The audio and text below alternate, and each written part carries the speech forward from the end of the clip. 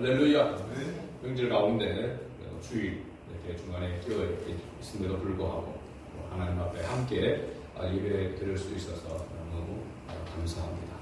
날씨도 너무 좋은 것 같아요. 전형적인 가을 날씨인 것 같습니다. 오늘 하나님의 의지라고 하는 그런 제목으로 함께 말씀을 나누고자 합니다. 9월 23일부터 시작됐나요? 중국 항주에서 제 19회 아시안 게임이 시작되었습니다. 진행 중에 있는데요. 10월 8일까지 16일간 일정으로 마무리된다고 합니다. 오늘 저녁에는 또 남자 축구 8강전이 중국과 이렇게 있습니다. 밤 9시입니까? 오늘도 정말 기대가 되는 그런 시간입니다. 이번에 특별히 그 수영 종목에서 우리나라가 매우 선전 이렇게 하였다라고 이렇게 합니다. 금메달을 6개나 땄습니다. 거기다가 은메달을 6개 따고 동메달은 10개나 땄습니다. 특히 수영 선수 중에서 황선우 선수가 200m 자유형에서 금메달을 이렇게 따고 그 금메달을 또 중국 선수와 차이가 많이 나도록 해서 월등하게 이렇게 1등을 해서 금메달을 땄습니다. 이 황선우 선수의 이 효과가 우리는 할 수 있다라고 하는 그런 긍정적인 그런 마음들을 가지고 나아갈 때에 그 부분들이 전 선수단의 그런 긍정적인 그런 마인드가 퍼졌다라고 코치, 감독이 그렇게 이야기를 하는 것을 보았습니다. 우리도 할 수 있다는 생각이 황선우 선수로부터 시작되어서 좋은 그런 결과를 얻게 되었죠. 우리도 할 수 있다. 그러니까 나도 할 수 있다라고 하는 그런 분위기가 형성되어서 시너지 효과가 나는 것이다 라고 이렇게 이야기합니다. 운동 경기를 하는 운동 경기에 나서는 그 선수의 의지가 굉장히 중요하죠. 어떤 의지를 가지고 우리가 보통 시합 때에 대회 나가서 평상시에 하는 것만큼 하면은 좋은 성적을 거둔다라고 이렇게 이야기합니다. 왜냐하면 대부분은 대회 나가면 평상시에 하는 것보다도 70% 80%도 하지 못하고 그렇게 실력 발휘를 하지 못하는 경우가 이렇게 많은데 보니까 평상시보다도 더 좋은 기록을 내는 그런 모습을 볼 때에 정말로 그 의지와 또 많은 그런 훈련의 그런 결과가 아닌가라고 이렇게 생각이 됩니다. 우리 그리스도인들도 세상을 향해서 나아갈 때에 우리도 주 안에서 할 수 있다라고 하는 이런 강한 믿음의 의지가 필요한 줄을 믿습니다. 패배 의식이 아니라 늘 의기소침한 그런 모습이 아니라 나는 할 수 없지만은 나와 함께 하시는 하나님과 함께하면 능치 못할 일이 없다. 하나님께서 함께 하시면 나도 할 수 있다라고 하는 그런 강한 의지가 우리에게도 필요한 줄로 믿습니다. 오늘 설교 제목이 하나님의 의지인데 이 의지라는 단어를 사전에 찾아보니까 어떤 일을 이루려는 적극적인 그런 마음이다 라고 그렇게 이야기합니다. 오늘 본문 가운데 보면 하나님께서 아주 강한 의지를 나타내고 있다라고 하는 것을 발견할 수 있습니다. 우리가 애굽의 바로 왕에게 하나님의 말씀을 전했다가 모세가 어떻게 보면은 부작용에 부딪히게 되어집니다. 그렇게 이야기했을 때에 물론 바로 왕이 완악하여 쉽게 보내주지 않을 것이라 생각했지만 자기들이 지금 고생하고 있는 그 일을 배나 더 무겁게 힘들게 할 줄은 몰랐던 것이죠. 이런 부작용으로 인해서 큰 실망감에 모세는 다시 자기의 연약함을 보면서 자기 약점을 보면서 나는 입이 둔한 자이오니 바로가 어찌 나의 말을 들으리까 라고 6장 마지막 절에 그렇게 기록하고 있습니다. 낙심하고 한탄하는 그런 모세에게 여호와께서는 다시 모세에게 말씀합니다. 1절을 보게 되면 볼지어다 내가 너를 바로에게 신같이 하나님같이 되게 하였은즉 그러니까 하나님같이라고 하는 것은 하나님께서 행하시는 그 일, 그 방법처럼 그렇게 하신다는 것을 말하고 있습니다. 그 다음에 내 형 아론은 네 대언자가 되리라 라고 이렇게 말합니다. 2절도 보면 시작이 뭐로 시작합니까? 내가라고 시작합니다. 내가 누굽니까? 여호와 하나님이시죠. 그죠? 여호와 하나님. 3절에도 보면 내가, 4절에도 내가, 5절에도 내가 라고 이렇게 이야기를 하고 있습니다. 1절부터 5절까지 매 절마다 내가 여호와께서 직접 하시겠다라고 하는 그런 강한 의지를 말씀하고 있는 것을 발견합니다. 여호와 하나님의 강한 의지는 무엇을 향한 것일까? 무엇 때문에 여호와 하나님께서 이렇게 강한 의지를 내보이시는가? 그건 바로 본문에 나와 있습니다. 이스라엘 백성을 애굽에서 내보내도록 하기 위함이었습니다. 4절 말씀에 보게 되면 뒷부분에 보면 내가 내 손을 애굽에 뻗쳐 여러 큰 심판을 내리고 내 군대 내 백성 이스라엘 자손을 그 땅에서 인도하여 낼지라 라고 이렇게 말씀합니다. 이스라엘 백성을 애굽에서 인도하여 내기 위한 하나님의 강한 의지가 이렇게 나타나 있는 것이죠. 여러분 여호와 하나님과 싸워서 이길 자가 있겠습니까? 택도 없죠. 그죠? 이길 수가 없습니다. 아무리 강한 사람도 아무리 강한 것도 하나님과 싸워서 이길 수는 없습니다. 여호와께서 직접 자신의 손을 뻗쳐 여기도 신인동형 하나님이 사람과 같은 그런 모습으로 나타나고 있죠. 자신의 손을 뻗쳐서 여러 큰 심판을 내릴 것이다 라고 이렇게 말합니다. 그리고 5절 말씀에도 보면은 내가 내 손을 애굽 위에 펴서 이스라엘 자손을 그 땅에서 인도하여 낼 것이라 라고 이렇게 말합니다. 여호와 하나님께서 하시는 일에 하나님이 강한 의지가 있음에도 불구하고 여기에 방해되는 세력이 있습니다. 그 방해하는 세력을 결코 용납하지 않으시고 심판하시는 하나님이시다라는 것을 우리가 본문에서 발견합니다. 이것은 그만큼 하나님께서 택하신 언약의 백성에 대한 사랑이 크다고 하는 것을 증명하고 있는 것이죠.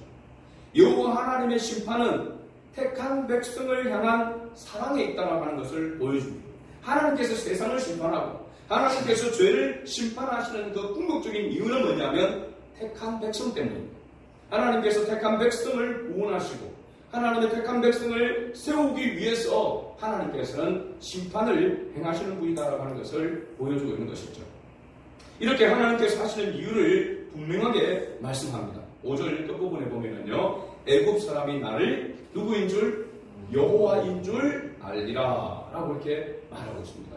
이스라엘 자손의 구원자 되시는 하나님이 어떤 분이신지를 애굽과 바로 왕에게 분명히 알리고 또 택한 백성을 통해서 영광을 받으시기 위함 때문에 하나님이 강한 의지를 보여주고 있다라고 이렇게 말하고 있습니다.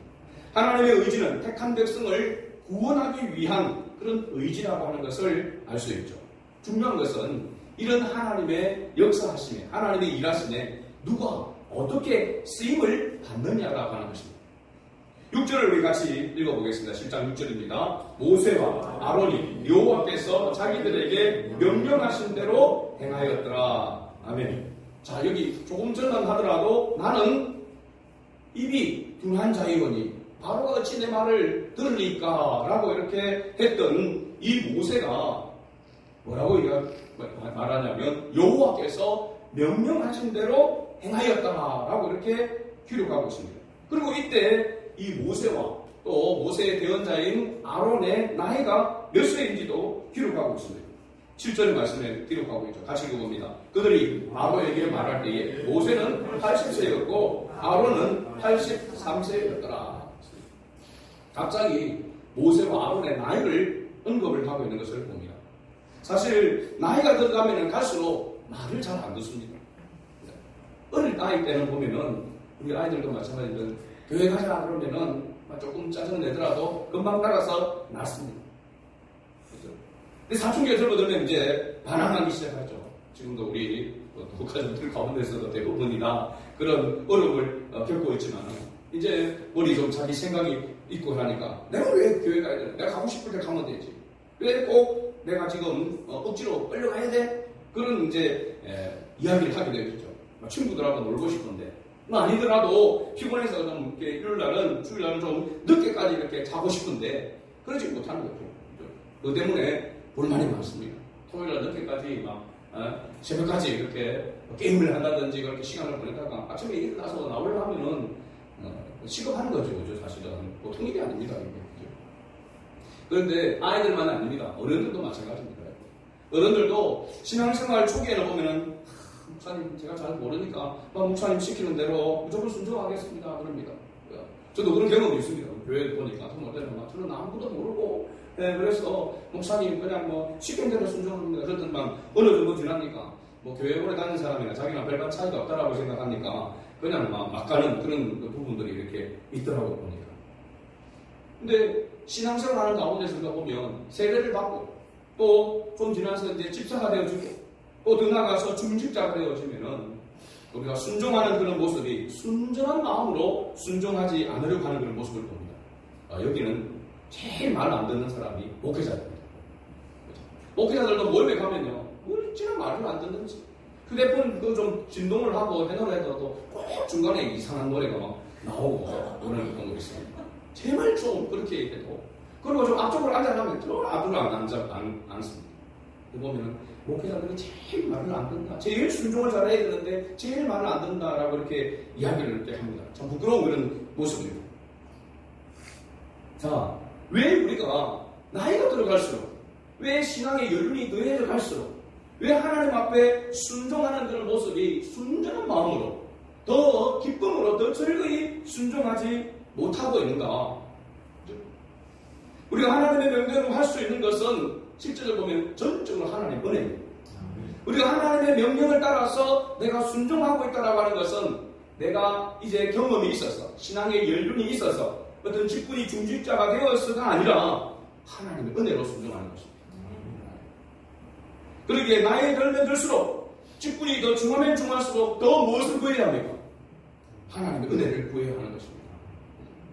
내 생각과 내 경험, 내 위치가 하나님의 말씀대로 순종함에 걸림돌이 될 때가 얼마나 많은지 모릅니다. 목회자이기 때문에, 장로이기 때문에, 집사이기 때문에, 신앙생활을 오래 했기 때문에, 그것 때문에 여러분 하나님의 말씀에 순종하려고 할 때에 걸림돌이 될 때가 많다는 것입니다. 온전히 주님의 뜻을 따라 살아가고자 주님의 은혜를 더듬을 때만 순종할 수 있음을 항상 기억해야 합니다. 이렇게 나는 입이 둔한 자라고 조금만 낙심하게 되어지고 조금만 힘들게 되어지면 자기의 그런 연약한 자기의 그런 약점을 보면서 낙심하고 한탄하는 이 모세가 어떻게 여호와께서 명령하는 대로 그렇게 행하였는가? 이건 다른 설명을 할 수 없습니다. 모세가 갑자기 박해졌는가? 모세가 갑자기 이렇게 거듭났는가? 차원이 아니라 하나님의 은혜라고 하는 사실입니다. 하나님의 은혜밖에 여러분 이게 설명할 길이 없습니다. 그렇게 나약하고 그렇게 연약한 쫄장구 같은 그가 하나님의 명령대로 순종할 수 있었다라고 하는 것은 전적으로 하나님의 은혜입니다. 그러기에 우리가 직분자가 되어서서 어느 때나 우리가 하나님의 말씀에 순종할 수 있다라고 하는 것은 하나님의 은혜로 된 것이지 나의 연륜이나 내 직분이나 내 위치가 순종하게 하는 것이 아님을 알아야 하는 것입니다. 여기에 속으면 안 되는 것입니다. 내가 신앙생활 이 정도 했으니까 내가 이제 직분이 이렇게 중요한 직분을 맡았으니까 내가 위치가 이렇게 되니까 그것 때문에 내가 체면치라도 순종해야지. 아닙니다. 정말로 마음으로 순전한 마음으로 순종할 수 있는 것은 주님의 뜻에 따라 순종할 수 있는 것은 하나님의 은혜만이 가능하다는 사실입니다. 그런 믿음의 사람, 그런 순종의 사람이 되기 위해서 우리가 더 많이 겸손하게 하나님의 은혜를 구해야 하는 것입니다. 신앙생활의 연륜이 깊어질수록 경험이 많이 쌓여질수록 은혜를 받으면 받을수록 더 큰 은혜를 구해야 하는 것이 원래 우리 그리스도인의 모습이다라고 하는 것을 우리가 꼭 기억하시기를 바랍니다. 8절 이후에부터 보면 여호와께서 모세와 아론에게 말씀하실 때에 두 사람은 여호와께서 명령하신 대로 그렇게 행하는 모습을 봅니다. 10절에 보면은 모세와 아론이 바로에게 가서 여호와께서 명령하신 대로 행하여 아론이 바로와 그의 신 앞에서 지팡이를 던지니 뱀이 된지라. 여호와께서 이적을 행하실 때에 보면은 애굽의 현인들과 마수살들도 그들의 요술로 그와 같이 행하였다라고 이렇게 말합니다. 월등하게 차이가 나서 이게 도저히 따라할 수 없을 정도의 그런 이적으로 그런 기적으로 나타나면 확실하게 좀 굴복할 수 있을 것 같은데, 그런데 모세와 아론을 통하여서 그 지팡이 들고 있는 지팡이를 통해서 하나님께서 이적을 행하는데 이 요술을 행하였다. 술사들도 현인들도 애굽의 사람들도 그와 비슷하게 흉내를 냈다고 말하고 있습니다. 11절과 12절에 보면 비슷하지만 분명히 다른 것을 봅니다. 11절과 12절을 보면 바로도 형님들과 마수사들을 부르네. 그 애국 요술사들도 그들의 요술로 그와 같이 행하되 각 사람이 지팡이를 던지니 뱀이 되었으나 아론의 지팡이가 그들의 지팡이를 삼키니라. 분명히 비슷하게 나타났지만 아론의 지팡이가 그 애국의 술사들이 한 그 지팡이를 삼켰다라고 이렇게 이야기하고 있습니다. 사도 바울은 디모데후서 3장 8절에 보면 이 모세를 대적하는 이 사람들을 누구라고 표현하고 있냐면 얀네와 얀브레라라고 이렇게 기록하고 있는 것을 봅니다. 그들은 어떤 사람들인가? 그 마음이 부패한 자요 어리석은 자라고 이렇게 이야기합니다. 어떻게 보면은 사람들에게는 똑똑하고 지혜롭고 능력 있는 것이 보여지지만 하나님이 보실 때에 그들은 어리석은 자고 마음이 부패한 자라고 하는 것입니다. 왜냐하면 그것을 비슷하게 행하는 그것 때문에 누굴 인정하지 못하는 겁니까? 하나님을 인정하지 못하는 것입니다. 사탄의 계획과 미혹에 빠지게 되면 옳고 그름을 분별하지 못하게 됩니다. 저는 이런 부분들을 보면서 이단이나 사입이 종교에 빠진 사람들을 보면 대부분이 그 사람들이 미혹의 영에 사로잡혀 있기 때문이다라고 하는 것. 그 외에는 다른 설명할 필요 없습니다. 상식적으로 볼 때 이게 도저히 납득할 수 없는, 이해할 수 없는 그런 행동들, 그 행위들을 나타나고 있잖아요. 최근에 보니까 인터넷 그 신문에 나오는 거 보니까 JMS 정명석이죠, 그죠? 이인자였던 이 김지선 씨라고 하는 사람이 자기는 정명석을 교주가 메시아인 줄을 그렇게 생각하고 있었다. 사실은 뭐 메시아인 줄 그거 알았으니까 자기가 저 사람 죽고 나면 내가 그 자리를 차지하려고 하는 그런 욕심이 강했던 것 같아요. 자기를 손모라고 이렇게 표현까지 이렇게 했단 말이죠. 그래서 그 예쁜 여자, 우리나라 사람만 아니라 외국인 여자까지도 속옷을 입혀가지고 교주 옆에 누워서 밤새 교주를 지키라고 했다는 거예요. 그럼 이게 생각이 상상이 되는 겁니까? 이게 상식적으로 말도 안 되는 소리잖아요. 교주가 저 혼자 못 자서 그죠? 거기에 여자를 속옷만 입혀가지고 들여보내가지고 밤새 교주를 지키라고 했다는 거예요. 말도 안 되는 모습이죠. 그죠? 그러니까 상식적으로 생각해도 말이 안 되는 이 일에 가담하게 되어주고 거기에 피해를 입은 사람들이 많았다라고 하는 것입니다. 이거는 제정신으로는 할 수 없는 일이잖아요. 그죠? 그러니까 이게 말하면 미혹의 영의 역사가 나타나게 되어지면 그 미혹의 영에 빠지게 되어지면 옳고 그름을 분별할 수 없는, 그죠? 그래서 그게 동조하게 되어지고 참석하게 되고 피해를 보게 되는 거죠. 오늘 치면 우리가 우리 자녀들을 위해서, 우리 자신들을 위해서도 기도해야 될 가장 중요한 것 가운데 하나가 미혹의 영에 빠지지 않도록 기도해야 될 줄로 믿습니다. 자녀들에게 위해서, 우리 자녀들이 잘 신앙생활을 하다가도 잘못 빠지게 되어지면요, 미혹의 영에 빠지게 되면 그냥 분별을 못하는 것이죠. 옳고 그름을 분별을 못하는 겁니다. 여기 빠지면 헤어나지 못하고. 그래서 미혹의 영에 빠지지 않도록 항상 기도해야 될 줄로 믿습니다.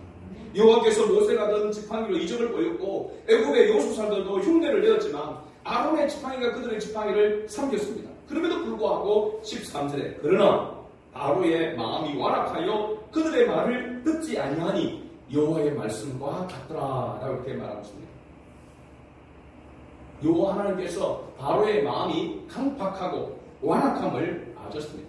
그래서 쉽게 보내주지 않을 것이다 이 말을 해도, 그리고 많은 재앙을 내리게 될 것이다 라고 하는 것을 미리 말씀하고 있는 것을 봅니다. 이제 바로의 완악함이 얼마나 대단했는지를 하나님의 재앙을 통해서 나타냈습니다. 10가지 재앙이 나타나고 있죠. 10가지 재앙. 첫 번째가 바로 뭡니까? 오늘 뒷부분에 나오는 바로 14절부터 나오게 되는 피의 재앙입니다. 피의 재앙. 피개입파, 압도구, 내흑장 10가지 재앙입니다. 그 가운데 첫 번째 재앙이 바로 나일강이 피로 물드는 재앙입니다. 17절과 18절을 우리 같이 한번 읽어볼까요? 17절, 18절. 여호와가 이같이 이르노니 네가 이로 말미암아 나를 여호와인 줄 알리라. 올지어다 내가 내 손의 지팡이로 나일강을 치면 그것이 피로 변하고 나일강이 고기가 춥고 그 물에서는 악취가 나니 애굽 사람들이 그 강물 마시기를 싫어하리라 하라. 이 나일강은 나일강 삼각주, 바로 애굽에 있어서 생명의 젖줄과 같습니다. 그래서 그 오래된 그 파피루스 문서에 보면은 애굽 사람들이 이 나일강을 숭배했다라고 하는 것을 알 수 있습니다. 이 나일강이 어떻게 되느냐에 따라서 풍요를 얻게 되어지는 그런 모습이 되어지니까 이 나일강 자체를 숭배했다는 것이죠. 15절에 보면 애굽의 바로 왕이 나일강으로 나왔다고 했는데 이 부분이 실제로 보면 그냥 산책하기 위해서 한번 나일강으로 나와본 것이 아니라 나일강에서 종교의식을 거행한 것이라고 문서 파피루스에 그렇게 기록되어 있습니다. 그만큼 애굽에 있어서 이 나일강은 바로 생명의 젖줄이고 그들에게 우상과 같은 그런 모습이었습니다. 그런데 이 나일강을 하나님께서 피로 변하게 했다. 곧 심판을 행했다라고 하는 것입니다. 그러니까 피는 바로 심판의 표상입니다. 심판의 표상. 그런데 24절에 보면 애굽 사람들은 나일강 물을 마실 수 없으므로 나일강가를 두루 파서 마실 물을 구하였다. 여러분, 애굽 왕 바로만 완악하고 강팍한 것이 아니라 애굽 사람들도 완악하고 강팍했다는 사실입니다. 하나님의 이런 이적을 보고서도 믿지 않았다는 겁니다. 여기에 나일강가를 두루 파서 마실 물을 구하였다라고 하는 것은 이런 이야기입니다. 여러분, 본류에 지금 물이 핏물이 되어졌습니다. 그러면 그 물을, 맑은 물을 얻으려고 하면 어떻게 해야 되냐면 그 옆에다가 다시 땅을 파는 것입니다. 그러면은 물이 걸려져서 거기에는 맑은 물이 나오게 되는 거죠. 이제 보면은 외국 유럽에도 이런 운하가 있으면 그 운하에 있는 강의 물을 먹을 수가 없답니다. 그죠? 기름이나 이런 것들에 오염이 되게 때문에. 그래서 그들이 먹는 물은 그 옆으로 다시 땅을 파서 거기에서 나오는 물을 식수로 이렇게 사용하는 그런 부분인데 바로 이 부분이 나일강에서 지금 애굽 사람들이 하고 있는 행위가 이와 같은 겁니다. 올류 옆에 땅을 파서 맑은 물을 얻었다고 하는 것입니다. 우리는 끝까지 우리의 머리로 우리의 지혜로 살아갈 수 있다 라고 하는 그런 하나님을 절대로 인정하지 않겠다라고 하는 아주 강팍하고 완악한 그런 심령을 보여주고 있습니다. 또 우리가 신앙생활하는 가운데서도 우리가 강팍하고 완악하면 완악할수록 하나님은 더 강력하게 역사하십니다. 그걸 우리가 보잖아요. 굴복할 때까지, 온전히 항복할 때까지 하나님은 그래서 내버려두지 않습니다. 하나님 택한 것은. 그래야만 하나님을 온전히 인정하고 하나님을 경외할 수 있기 때문에. 놀라운 것은 아무리 강팍하고 완악해도 하나님의 의지를 꺾을 수는 없다는 것입니다. 하나님과 싸워서 이길 수는 없는 것입니다.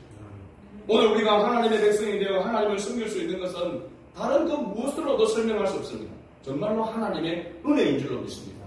우리가 이 자리에 나와서 하나님을 예배하고 하나님을 경배하고 거기다가 우리의 마음에 우러나서 그저 하나님을 정말로 사랑하며 하나님을 예배할 수 있다고 하는 것은 엄청나게 큰 은혜요 복인 줄로 믿습니다.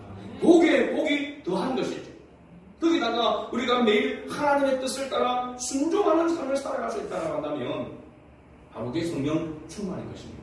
순종의 척도가 바로 성령 충만의 척도가 되는 것이죠. 우리가 성령 충만하면 방언을 하고 성령 충만하면 어떤 기적과 그런 어떤 능력을 나타내는 것을 우리가 성령 충만이라고 생각하지만 진정한 성령 충만은 하나님의 말씀에 순종하는 것입니다. 하나님의 다스림 안에 거하는 것입니다. 하나님의 말씀이 내 속에 풍성히 거하는 것이 성령 충만이라고 했잖아요. 그죠? 그 말은 뭐냐면 내가 하나님의 말씀에 온전히 지배를 받고 다스림을 받고 순종하는 것이 바로 성령 충만이다라고 그렇게 말하고 있는 것이죠. 그러면 우리가 하나님께서 모든 그리스도인에게 하나님의 자녀는 바로 이와 같은 복을 누리기를 원하십니다. 하나님의 자녀라면 마땅히 하나님께 주시는 이 은혜의 복을 하나님은 받아 누리기를 원하신다고 하는 사실입니다. 그러나 그 조건에 바로 뭐가 있습니까?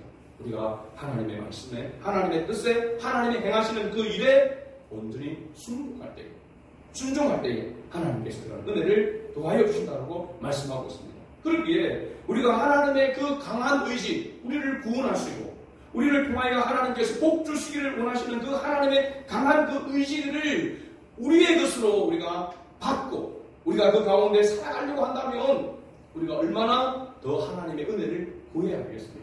매일매일 매 순간순간 주님의 이름을 부르면서 하나님 은혜를 구해야 되는 것이죠. 하나님은 내 뜻대로 내 생각대로 내 경험과 내 지식으로 살아가지 아니하고 하나님의 그 은혜 가운데 하나님의 명령대로 하나님의 말씀대로 순종하여 행할 수 있도록 순전함으로 행할 수 있도록 은혜를 베풀어 달라고 기도하는 것은 우리 자신이 되어야 될 줄로 믿습니다. 이번 한 주간을 살아가고 또 우리 남은 생애를 살아가면서 하나님의 말씀이라면 하나님의 뜻이라면 하나님의 명령이라면 하나님 순전함으로 기꺼이 즐거이 순종할 수 있는 은혜가 필요합니다. 그 은혜 가운데 살아갈 수 있도록 복의 복을 다하여 주옵소서. 기도하며 나아가는 저와 여러분 될 수 있기를 주의 이름으로 축복합니다. 아멘.